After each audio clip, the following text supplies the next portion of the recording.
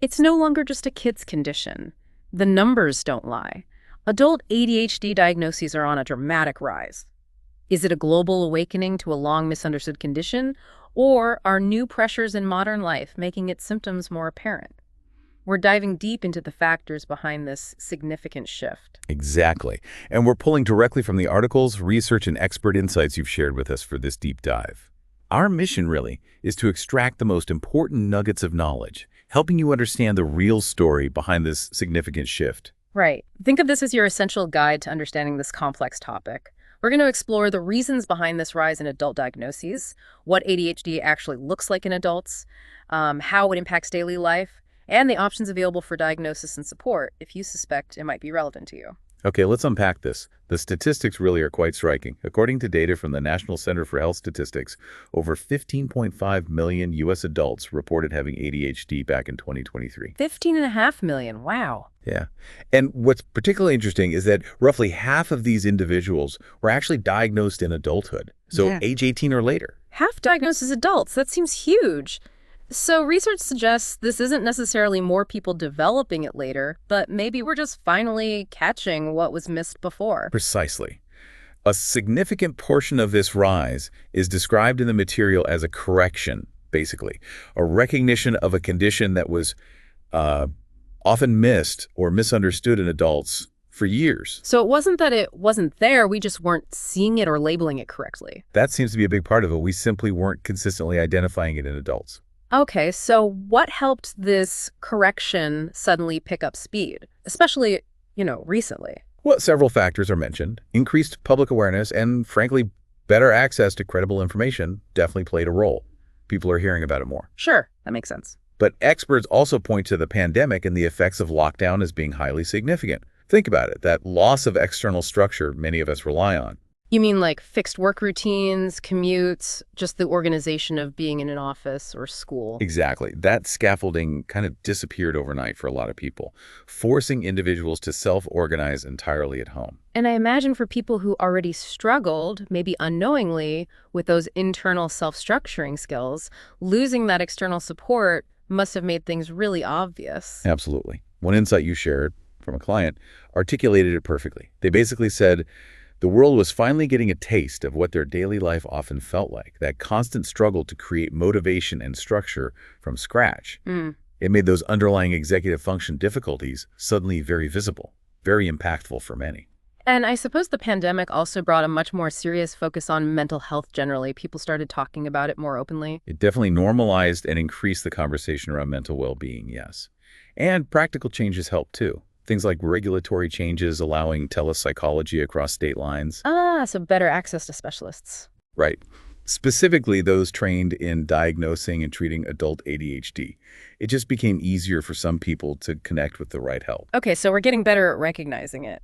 But how does ADHD actually show up in adults? The classic image is often, a kid bouncing off the walls. That's the common stereotype, yeah. But here's where the sources really highlight the nuance. The formal diagnostic criteria, those 18 symptoms in the DSM-5-TR, the manual clinicians use, they're actually the same for adults and kids. Okay, same list. But how they manifest, how they look day to day, that's where the key difference often lies. How does that play out then? Let's maybe look at the main symptom areas: inattention, impulsivity, hyperactivity. Good idea. So inattention is often the most persistent symptom carrying into adulthood. And it's more than just getting distracted, which, let's face it, happens to everyone these days. Right, information overload. Exactly.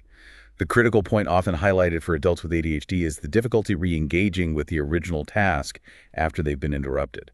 Getting back on track can be a real struggle. That getting back on track part, that feels key. Okay, and what about impulsivity? Does the childhood thing of, blurting things out just change form? It can still involve that verbal impulsivity, over-talking, interrupting.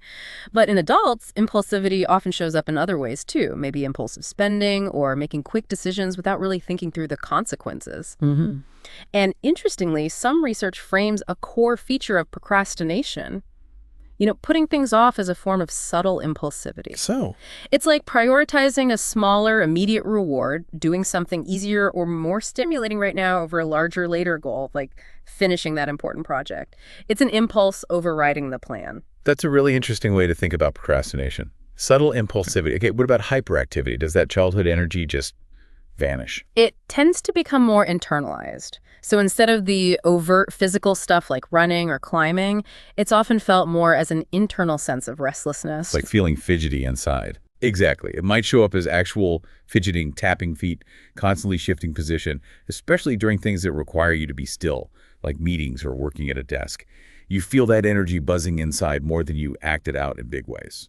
You also mentioned earlier that gender differences might have played a role in diagnoses being missed in the past. Yes, historically, there was this tendency, often seen in clinical settings, to think of women with ADHD as primarily having the inattentive type, without much hyperactivity. The daydreamer stereotype, maybe? Sort of, yeah. But more recent research really challenges that. Studies suggest women and girls actually experience similar levels of impulsivity and hyperactivity as men and boys. So why the difference in diagnosis rates historically? It might be expressed differently, or crucially, it just wasn't recognized as hyperactivity or impulsivity in girls compared to how those same behaviors were seen in boys. The behaviors were there, but maybe they weren't causing the same kind of obvious disruption, or they were just interpreted differently. That really highlights how perception and, stereotypes can impact who gets diagnosed, doesn't it? It really does. And the recent data from the CDC seems to back this up, this idea of a correction.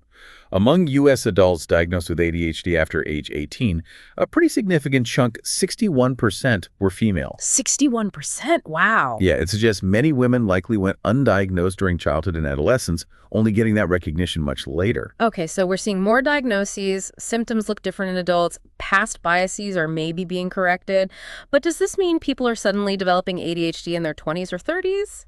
Or was it always there, just sort of lurking? The research is pretty clear that ADHD is considered a neurodevelopmental syndrome. What that means is it generally originates in childhood, even if the official diagnosis doesn't happen until much later. So confirming childhood symptoms is part of an adult diagnosis? Typically, yes. A key part of a proper adult evaluation is looking for evidence that symptoms were present during childhood.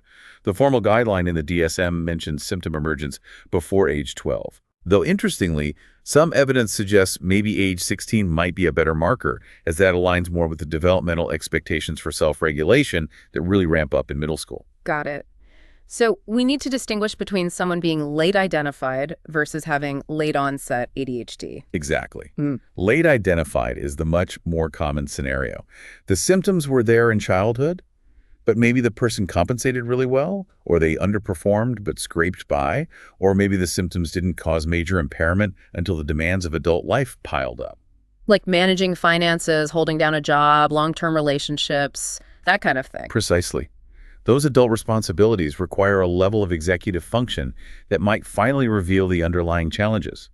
The symptoms are percolating, but the diagnosis comes later because the impairment reaches a critical threshold in adulthood. And late onset would mean it just appears out of the blue in adulthood. That would be the idea, yeah, developing it de novo, without significant childhood symptoms. While studies have looked into this, attention problems popping up for the very first time around, say, age 19 or 20, are often better explained by other things. What kind of other things? Well, normal cognitive adjustments to big life changes, maybe substance use issues starting, or the emergence of other conditions like a mood disorder, anxiety, even chronic stress or poor sleep. Ah, okay. So just because someone is struggling with attention doesn't automatically equal ADHD. Exactly. As one expert memorably put it, all that glitters is not gold, and all that is distracted is not ADHD. Ah, I like that. Attention problems are what clinicians call a nonspecific symptom. Think of it like a fever. A fever tells you something's wrong, but it could be the flu, an infection, lots of things. You need a thorough evaluation to figure out the cause. Which is why that professional evaluation is so critical. It's not just looking for ADHD, but also ruling out other possibilities. Absolutely, to find the right explanation for the struggles you're experiencing. Speaking of struggles, what kind of impact can adult ADHD have on a person's life, beyond, say, the school problems we often associate with kids? The impact can be incredibly broad, really. Because at its core, ADHD is seen as a neurodevelopmental syndrome affecting the impaired unfolding and execution of self-regulation skills. We often call these executive functions. Right. Executive functions, remind us what those cover. They're the skills fundamental to daily life. Things like remembering to set your alarm, planning your day, remembering appointments or medications, organizing your stuff, managing your time, controlling impulses. Okay, yeah, pretty much everything needed to navigate adult life. Exactly. So because these skills are so critical, few areas of adult life are truly immune to the potential impact if those skills are impaired. So it goes way beyond the classroom or the Oh, office. absolutely. It can affect finances, maybe difficulties with impulsive spending, triple tracking bills, challenges saving money. It impacts work and career. Sure, not just academics, but meeting ongoing job expectations, managing deadlines, adhering to policies. The sources mentioned even things like just not handing in assignments, even if the work itself was good. Yes, that follow-through piece can be a major hurdle.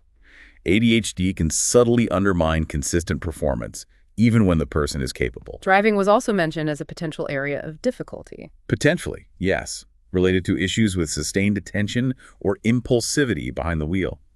Needs careful management. And I was particularly struck by the mention of a link to physical health. That sounds serious. It is a significant finding from longitudinal studies, the ones that follow people over many years. Research suggests a correlation between the behavioral patterns often seen with ADHD and, unfortunately, a lower estimated life expectancy in adulthood. Wow, how does that connection work? It seems linked to challenges with consistently following through on those long-term health-promoting behaviors. Things like sticking to a regular exercise routine, maintaining a healthy diet, remembering and taking prescribed medications correctly, following through on medical advice or therapy plans. Those all require that long-term planning and follow-through. Exactly. They're all what you might call endurance races that require prioritizing larger, later health benefits over smaller, sooner impulses or discomforts. And that's fundamentally challenged by impaired self-regulation. Some experts are framing this as a significant public health issue. That makes a lot of sense, sadly. What about relationships? You mentioned those require endurance, too. Yes, relationships of all kinds, committed partnerships, co-parenting, even just living with roommates are described similarly. Yeah. They require significant self-regulation, reciprocity, managing shared responsibilities, remembering important dates or conversations. And it's easy for the other person to misinterpret difficulties in those areas, right? To think, well, if you really cared, you'd remember to pay that bill on time or whatever it is. Exactly. That's a common dynamic. The sources really emphasize that these challenges are often rooted in a neurobiologically driven difference in brain function, not a lack of caring or effort or bad intentions. But that leads to a really important point mentioned in the material. The phrase ADHD is not your fault, but it is your responsibility. Yes, that one. That feels really powerful and important. It is. It acknowledges the underlying neurobiology. It's not a character flaw, but it also stresses the individual's need to actively engage with strategies, seek accommodations if needed, and use effective treatments to manage the impact on their life and the lives of those around them. So acknowledging the reality, but also the agency to address it. Precisely. While not every single person with ADHD experiences severe impairment in every single area, the potential for broad impact is very real. Few parts of adult life are untouched by executive function demands. Okay, so if someone is listening and recognizing some of these struggles, what are the options for actually getting a diagnosis and finding support? How does that process work for adults? Well, for diagnosis, while we have robust guidelines for kids, there's been a recognized gap for adults. The good news is the first set of specific U.S. guidelines are actually being developed right now by the American Professional Society of ADHD and Related Disorders. That's great news. Are there international ones? Yes, guidelines already exist from places like Europe, the UK 90 guidelines, Australia, and organizations focused on ADHD are working hard to translate these into practical tools for clinicians here. Okay. And for treatment, once diagnosed, what does the research say is most effective for adults? The sources consistently point to two primary evidence-supported treatments. The first one is medication. The stimulant medications mostly? Primarily, yes. Although non-stimulants are also an important option for people who don't respond well to stimulants or have side effects or other reasons not to take them. Based on large reviews of studies called meta-analyses, amphetamine-based medications are often considered a good starting point for adults due to their effectiveness profile. Methylphenidate-based ones are maybe more common first line for kids and teens. Okay, so medication is one pillar. What's the other? The other evidence-supported treatment is psychosocial treatment, specifically cognitive behavioral therapy, or CBT, that's been adapted for adult ADHD. CBT. How does that help specifically with ADHD? This type of therapy focuses directly on building and strengthening those executive functioning skills. We talked about organization, planning, time management, and developing practical coping strategies for the challenges of daily life with ADHD. So it sounds like medication might help with the core brain-based symptoms like attention and restlessness, while CBT helps with the practical skills and managing the impact on life. That's a really good way to put it. And the material suggests that often, combined treatment using both medication and CBT together is considered the most comprehensive and effective approach for many adults. Makes sense. Tackle it from both angles. Exactly. Meds help manage the core symptoms, making it easier to engage with and benefit from the strategies learned in therapy. CBT helps with organization, planning, emotional regulation, and also tackling those negative self-beliefs that can build up over a lifetime of struggle. Finding a therapist who really gets adult ADHD sounds crucial, though, based on what the sources said. It's definitely highlighted as a key factor for success. Research mentioned showed that people felt their therapists sometimes didn't fully grasp the specific challenges, especially the difficulty with implementing strategies. It's often not just about knowing what to do. It's the doing it consistently that's hard. Precisely. Conversely, those who found therapists really well-versed in adult ADHD described the treatment as significantly more impactful, even transformative. Are there other approaches people use beyond medication and CBT? Mindfulness-based approaches have some supporting studies, particularly for emotional regulation and attention. Another intervention that's gaining recognition is ADHD coaching. Coaching? How is that different from therapy? Coaching, which has empirical research supporting it, really leans into that idea of it's a performance problem, not a knowledge problem. It focuses very specifically on helping individuals translate knowledge into action, build routines, and implement strategies consistently. So it's really about bridging that gap between knowing and doing. Exactly. Coaching often involves more frequent check-ins and support, sometimes delivered remotely via phone or text, which was common even before the pandemic made remote work ubiquitous. Good to know. Is coaching regulated? That's an important point. It's not yet a licensed profession everywhere, so the quality, training, and approach of coaches can vary quite a bit. It's something to be aware of when exploring options. Okay.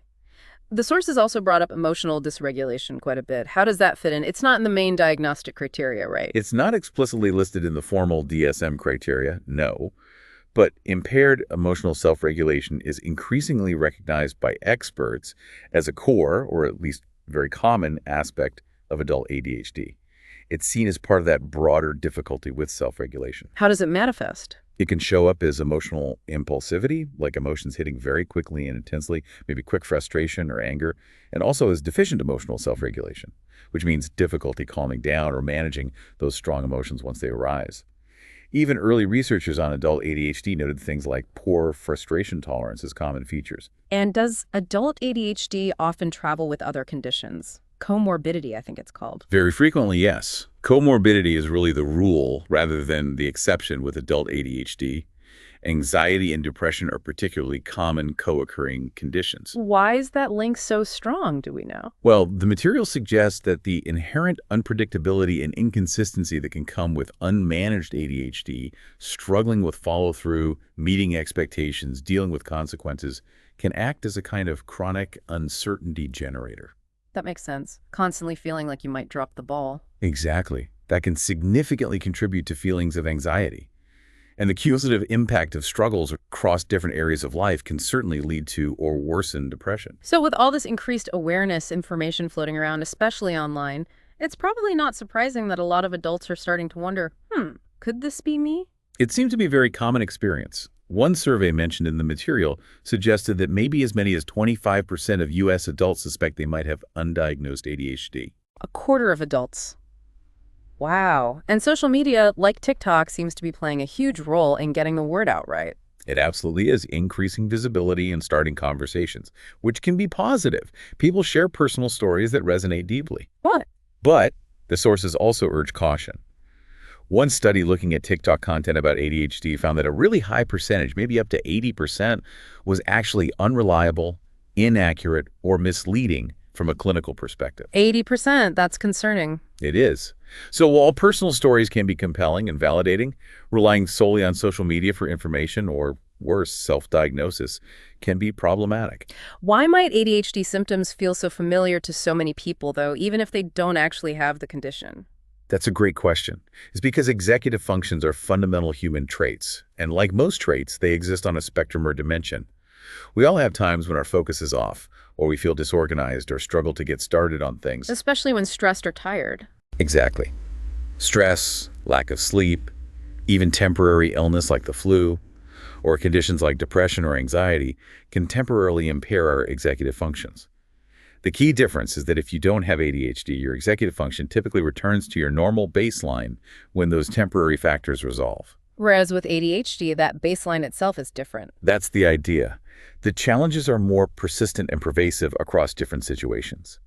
And this is precisely why that thorough professional evaluation is so crucial. It's needed to tease apart whether the attention problems are due to underlying ADHD or something else entirely that needs different support or treatment. Remember, all that is distracted is not ADHD. Right. But that initial self-awareness, that suspicion that something might be going on, that can still be a good starting point, can it? As long as it leads to seeking professional input. Oh, absolutely. Recognizing traits in yourself that resonate with descriptions of ADHD can be the catalyst, the first step towards seeking a proper evaluation. The positive step if it leads to clarification. And a good clinician will look at the whole picture. Yes, exactly. A skilled clinician will conduct a comprehensive assessment. They won't just be ticking boxes for ADHD symptoms. They'll also be carefully evaluating for other conditions that could be causing or contributing to the symptoms. Things like depression, anxiety, trauma history, OCD, substance use. They're trying to find the most accurate explanation for your specific challenges. Okay. So for someone listening who is wondering, maybe I should look into this, how do they take that first step towards getting a professional evaluation? Where do they even start? The sources offer a few practical suggestions. First, using a reputable screening tool can be a useful, though preliminary, step. Just remember, screeners are not diagnoses. Any specific screener mentioned? The World Health Organization's Adult ADHD Self-Report Scale, often called the WHO ASRS-5, is mentioned. It's available freely online, and is considered a good initial tool to cast a wide net. Okay, the ASRS-5, what else? Talking to trusted individuals in your life can sometimes provide valuable perspective. Gently asking someone close, "Hey, I've been wondering about this. Have you ever noticed these kinds of traits in me?" can sometimes lead to surprising insights. It's like the, "oh, I thought you knew" kind of response. Exactly. Or just objective feedback that can be helpful. Okay, and then the big one. How does someone actually find a professional who is knowledgeable and experienced specifically with adult ADHD? It sounds like that's key. It is key. The material recommends looking to the major professional organizations and patient advocacy foundations focused on ADHD. Many of them have online directories or find a professional features on their websites. That's helpful. Any other strategies? Another approach suggested is a kind of 6 degrees of separation method. Look at the professional advisory boards or boards of directors for these reputable ADHD organizations. See where those experts work, often universities or major medical centers. And reach out to those places. Right. Reach out to those departments or clinics and ask specifically for referrals to clinicians in your local area who specialize in adult ADHD assessment and treatment. Sometimes, authors of well-regarded books on adult ADHD might also list colleagues or resources. So it sounds as finding the right help might take a bit of proactive effort, some digging? It might, yes. But the sources also convey a strong sense that the adult ADHD community, both professionals and individuals living with it, is often very supportive and collaborative. People want to help others navigate this. That's definitely the feeling.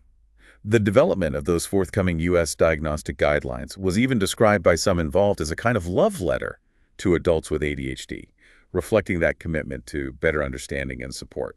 That's a lovely way to put it. Okay, so to try and bring this all together, this significant rise we're seeing in adult ADHD diagnoses seems to be largely a positive step, a correction towards recognizing a condition that was historically missed or misunderstood in adults. Right. It was often there, just not identified. And the symptoms in adults, they look different than in kids. Maybe more internal restlessness, subtle impulsivity, that persistent struggle with focus and re-engagement, but they have a real and often profound impact across so many areas of life.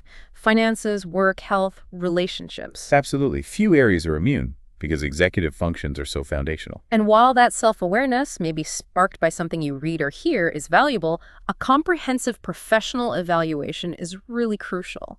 To get an accurate diagnosis, rule out other things. Essential. Can't stress that enough. But the good news is that effective treatments are available. Often a combination of medication to help the core brain functions and targeted therapy like CBT to build skills and coping strategies. Mm.